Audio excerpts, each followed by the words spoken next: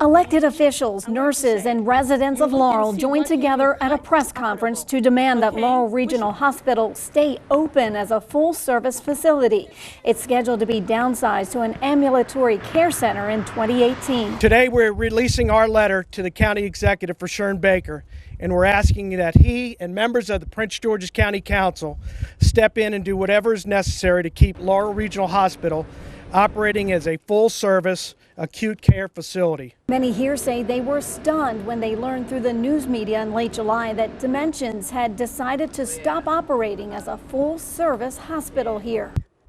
Not once has Dimension, when they come every year to give a report, and we ask the question, how is Laurel doing? Not once I can stand here and tell you have they said it is in trouble. The decision that Dimensions has made to close inpatient care at Laurel Hospital is a tragedy, but it's also a mistake.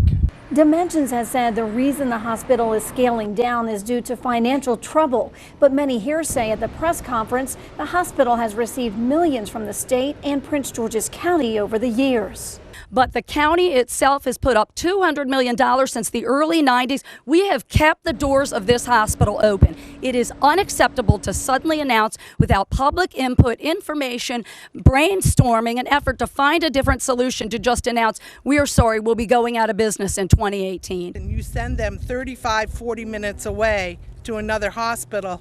What's going to happen to the people that are coming into this hospital now? They're going to be delayed. And time is running out even faster for labor and delivery nurses. The maternity ward at the hospital is set to shut down October 11th. 38 employees, many of them labor and delivery nurses, have gotten layoff notices.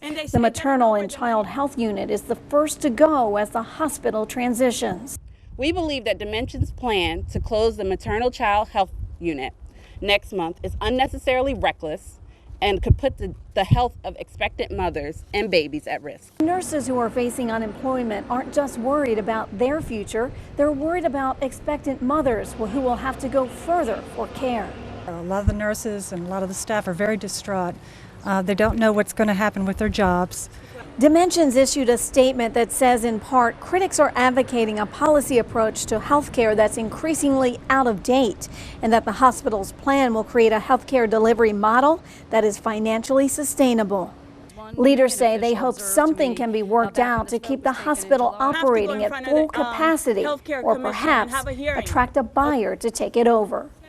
I'm Darcy Spencer for Laurel TV. La presentación a continuación está en español. Funcionarios, asistentes médicos y residentes de Laurel se unieron en una conferencia de prensa para exigir que el Hospital Regional de Laurel no sea reducido a una clínica sin atención cama adentro. Hoy enviamos una carta al jefe del condado, Roger Baker, pidiéndole que con la directiva del condado intervenga y haga lo necesario para mantener al hospital dando un servicio médico completo. Muchos expresaron haber quedado atónitos en julio cuando se enteraron a través de la prensa que la empresa Dimensions decidió que el hospital ya no permita que los pacientes puedan quedar internados ni reciban tratamiento médico completo. No puedo decir que ni una sola vez Dimensions haya dicho cuando se le preguntó acerca del hospital que éste estuviera en problemas.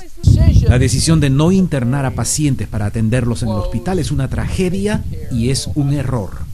Dimensions dice que tiene razones económicas para hacerlo, pero como se ha dicho en la rueda de prensa, el hospital ha recibido millones de dólares del condado a través de los años. El condado ha contribuido con $200 millones desde principios de los años 90. Hemos mantenido abiertas las puertas del hospital. Es inaceptable que sorpresivamente, sin consultar con el público sobre alguna manera de hallar una mejor solución, anuncien que lo lamentan, pero que ya no darán servicios desde el 2018. Si enviamos pacientes a otro hospital a 35 o 40 minutos de distancia, ¿qué sucederá con la gente que acude a este hospital hoy en día? Retrasarán su atención. Pero el tiempo se está acabando aún más rápido para los trabajadores y enfermeras del pabellón de maternidad, que cerrará el 11 de octubre. 38 empleados han recibido su nota de despido. La unidad de maternidad y cuidados infantiles será la primera en concluir sus servicios en la transición del hospital.